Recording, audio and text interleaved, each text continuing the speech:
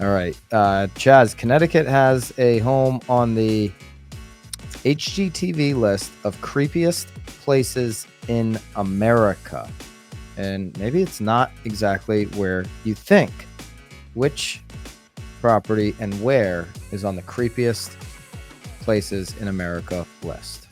I think this is going to surprise a lot of people. I've actually been there. I was telling Cooper before the show, I did a school field trip there, and we went up to Hartford, Connecticut, where this home is located. We did the Capitol building, did something else, the state building. Yeah, mandatory field trip. I would argue this might be one of the most interesting buildings in Connecticut, or well-known landmarks, we'll say. Right. So, but to be on the creepiest list too, the Mark Twain House and Museum in Hartford has made HGTV's list of the creepiest places in all 50 states. According to the list, the house is most famous for being supposedly haunted by a lady in white. However, museum staff claims there have been appearances by both a lady in black and a lady in white on the Twain property.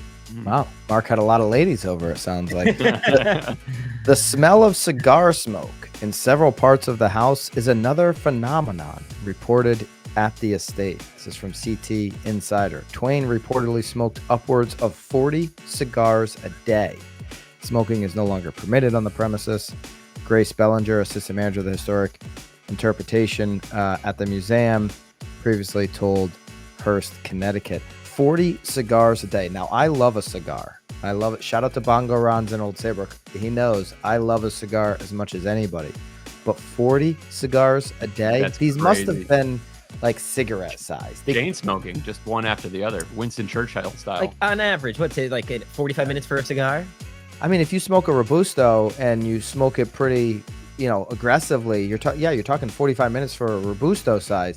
A Churchill size, which you just mentioned, Brian, you're upwards over an hour. So 40 cigars on Robusto, you don't have enough hours in a day. So these cigars must not have that slept very much. I mean, he must have been up 18 hours a day smoking constantly. I mean, a lot of smoke. I mean, think about that. These got to be little cigarette-sized cigars is what I'm imagining. But even then, like a Clint Eastwood rollies.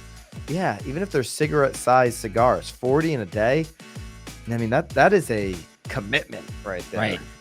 He had a billiard room. I remember from my field trip, there was a really cool pool hall that he had on like the third floor. So I could see Mark Twain up there knocking the balls around, smoking a cigar, working on his next novel. I'm going to go have a nice cigar right now. Maybe a Nicaraguan, or we get some great cigars. Shout out to Foundation Cigars. They get their HQ in Connecticut. They're putting out beautiful cigars all over. But check out Bongo Ron's for their selection there. Love Bongo Ron's downtown Saybrook.